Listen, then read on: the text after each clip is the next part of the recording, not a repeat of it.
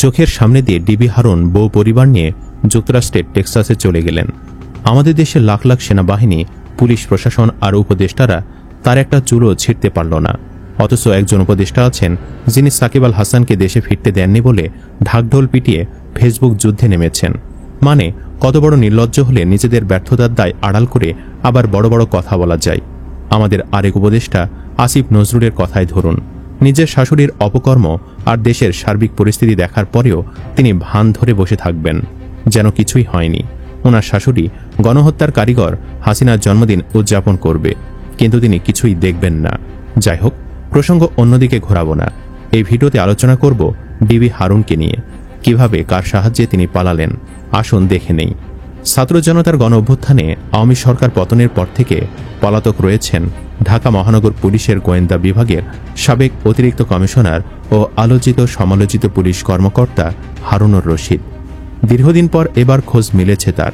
আমেরিকার টেক্সাসের উডল্যান্ড শহরে তাকে দেখা গেছে। সূত্রে জানা যায় 2024 সালের 5 আগস্ট সাবেক প্রধানমন্ত্রী শেখ হাসিনা দেশ ত্যাগের খবর জানার পর শাহবাগে লোকজনের সংখ্যা বাড়তে থাকে। এর আগে হারুন দিনভর পুলিশ প্রধানের সাথেই ছিলেন, কিন্তু হাসিনার দেশ ত্যাগের খবর পাওয়ার পর থেকে ওয়্যারলেসে তিনি কোনো নির্দেশনা দেননি। ওই দিন দুপুরে তিনি পুলিশ সদর দফতরের পূর্ব পাশে থাকা সিটি কর্পোরেশনের সীমানা দেয়াল টপকে পালিয়ে যান। ওই দিন রাতে তিনি কোথায় ছিলেন সে বিষয়ে নিশ্চিত করে কিছু জানা যায়নি। তবে পুলিশের একটি সূত্র জানিয়েছে তিনি কূটনৈতিক এলাকায় একটি দূতাবাসে আশ্রয় নেন। 2006 সালে ডিবি লটারিতে আমেরিকার ভিসা পান হারুনের স্ত্রী। বৈধ ভিসা থাকায় সেই সূত্রে আমেরিকা পালানোর চেষ্টা করেন তিনি। যোগাযোগ করেন মার্কিন দূতাবাসেও। নিশ্চয়তা চান তাকে অক্ষত অবস্থায় বিমানবন্দরে বিমানে তুলে দিয়ে আসার। তবে কূটনৈতিক সূত্র জানায় তার প্রস্তাব নাকচ করে দেয় দূতাবাস। পরে তিনি সেখান থেকে ফিরে আসেন। এরপর বিকালে কাউন্টার টেরোরিজম ইউনিটের সোয়াটের একটি গাড়ি তাকে মিরপুরের দিকে একটি জায়গায় দিয়ে আসে। সেখানে কিছু ব্যক্তির সাথে আলাপ করে বিমানবন্দর দিয়ে পালানোর চেষ্টা করেন হারুন। গাড়িতে করে পৌঁছেও যান বিমানবন্দরে। তবে বিমানবন্দরের টার্মিনালে প্রবেশের আগেই জনতা তাকে দেখে চিনে ফেললে মারধরের শিকার হন। গুরুতর আহত অবস্থায় তাকে সেখান থেকে নিয়ে যাওয়া হয় রাজধানীর একটি বিশেষায়িত হাসপাতালে। এরপর থেকে তার আর কোনো হদিস পাওয়া যায়নি। ধারণা করা হচ্ছে সেনাবাহিনী এবং উপদেষ্টা পরিষদের কিছু সদস্যের সাহায্যে তিনি নিরাপদে দেশ থেকে পালাতে সচেষ্ট হন। অস্ট্রেলিয়ান প্রবাসী জাতীয় নাগরিক পার্টির যুগ্ম মুখ্য সমন্বয়ক দিলশানা পারুল তার ফেসবুক পোস্টে ডিবি হারুনের একটি ছবি শেয়ার করে লিখেছেন, ডিবি হারুনকে টেক্সাসের উডল্যান্ডে দেখা গেছে। আমেরিকায় প্রবাসীরা সজাগ থাকুন, দেখার সঙ্গে সঙ্গে দেশে ফেরত পাঠানোর ব্যবস্থা করুন। ইনকিলাব মঞ্চের মুখপাত্র শরীফ ওসমান হাদি সাবেক পুলিশ কর্মকর্তা ডিবি হারুনের ওই ছবি নিজের ভেরিফাইড ফেসবুক আইডিতে শেয়ার করে প্রশ্ন তুলেছেন, ঢাকায় ধরা পড়া ডিবি হারুনকে আমেরিকায় পাঠিয়েছে কারা? এনসিপির যুগ্ম সদস্য সচিব SM সাইফ মোস্তাফিজও ডিবি হারুনের ওই ছবি শেয়ার করে ফেসবুকে পোস্ট দিয়েছেন। পোস্টে আইন উপদেষ্টা আসিফ নজরুলকে মেনশন করে তিনি লিখেন, আপনারা উপদেষ্টা হয়েও ডিবি হারুনরা দেশে ধরা পড়ার পরও কিভাবে দেশ থেকে নিরাপদে বের হয়ে টেক্সাস চলে যায়? আপনাদের উপদেষ্টা মণ্ডলীর কাজ কি? তিনি আরও লিখেন, আওয়ামী লীগের ব্যাপারে কি করলেন আপনারা? এক মহা ধুমধামে নির্বাচন করে ক্ষমতা হস্তান্তর আর আওয়ামী লীগের সন্ত্রাসীদের নিরাপত্তা দেওয়া, তাদের সম্পদ পাহারা দেওয়া ছাড়া আর কোন কাজটা আপনারা হতে দিচ্ছেন? যাই হোক, মানবতা বিরোধী অপরাধ গুম খুনের হোতা এই ব্যক্তিটিকে বাকি জীবন হয়তো এভাবে পালিয়ে বেড়াতে হবে।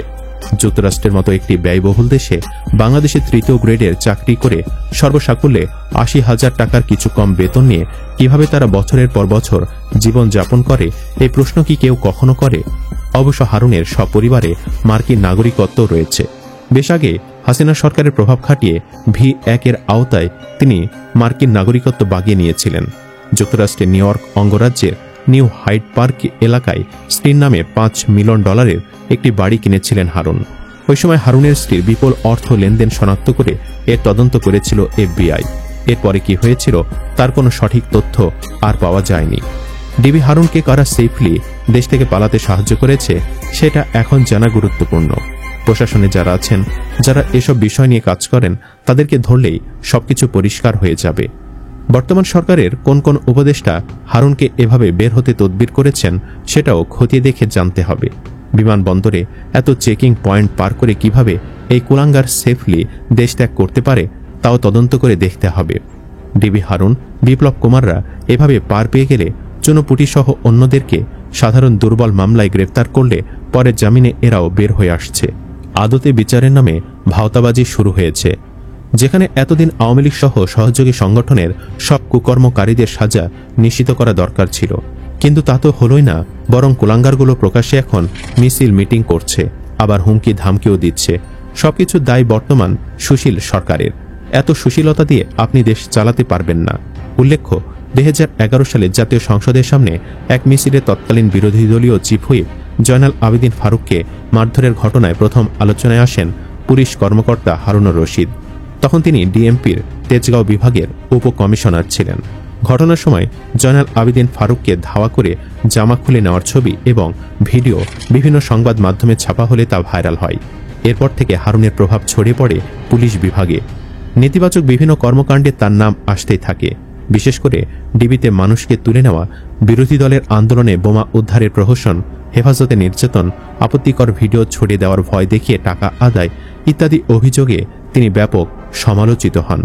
তবে সবসময় থেকেছেন ধরাছোঁয়ার বাহিরে, কারণ সাবেক রাষ্ট্রপতি আব্দুল হামিদ হারুনকে সবসময় প্রশ্রয় দিয়ে আসছিলেন। যোগ্যতা না থাকলেও তৎকালীন রাষ্ট্রপতির ইশারায় হারুনকে ডিআইজি করে ডিবি প্রধান হিসাবে পদায়ন করা হয়।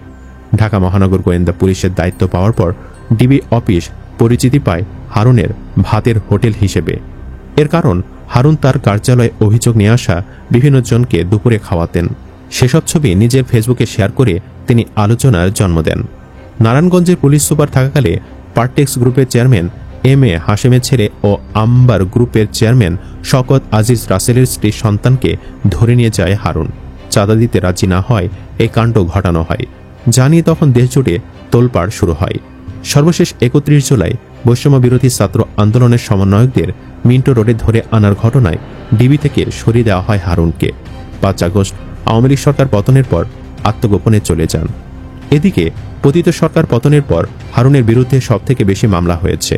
হত্যা ও হত্যা চেষ্টার অভিযোগে হওয়া মামলার সংখ্যা প্রায় 185টির বেশি। হারুনের বিরুদ্ধে এত মামলা থাকলেও কখনোই তার বিরুদ্ধে কোনো ব্যবস্থা নেওয়া হয়নি।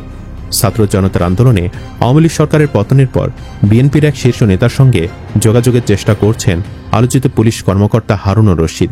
আত্মগোপনে থেকে তিনি প্রবাসী এক বিএনপি নেতার সঙ্গে যোগাযোগ করেন। তার উদ্দেশ্য আমেরিকা যেন তার কোনো ক্ষতি না হয়। সব মিলে আওয়ামী লীগ আর বিএনপি নেতাদের ছত্রছায়ায় আমেরিকা বেশ ভালোই আছেন হারুন। সুপ্রিয় দর্শক, রাঘব বোয়ালরা যখন ধরাছোঁয়ার বাহিরে, তখন আমাদের উপদেষ্টারা সাকিব আল হাসানদের মতো চুনোপুঁটিদের নিয়ে ব্যস্ত। সবাই জানে সাকিব আল হাসান স্বৈরাচারের দোষর হয়ে অপরাধ করেছেন এবং তিনি অপরাধী। কিন্তু টেন্ডারবাজি, চাঁদাবাজি থেকে শুরু করে অহরহ অপকর্মের হোতার ছেড়ে উপদেষ্টা আসিফ যখন ফেসবুকে স্ট্যাটাস দেয় আইন সবার জন্য সমান, তখন বিষয়টি সার্কাসে পরিণত হয়। আইন সবার জন্য সমান হলে উপদেষ্টা আসিফের বাবা যেমন জেলে থাকতেন, ডিবি হারুন ধরা পড়ার পরেও বিদেশে পালাতে পারত না। আর অবশ্যই সাকিব আল হাসানকে দেশে এনে বিচার করা হতো। সুপ্রিয় দর্শক, আপনার কি মনে হয় হারুনের বিদেশে পালাতে কে সাহায্য করেছে, সেনাপ্রধান নাকি আসিফদের মতো উপদেষ্টারা? কমেন্ট বক্সে জানিয়ে দিন আপনার মতামত। ভিডিও ভালো লাগলে লাইক দিন এবং চ্যানেলটি সাবস্ক্রাইব করুন। ধন্যবাদ।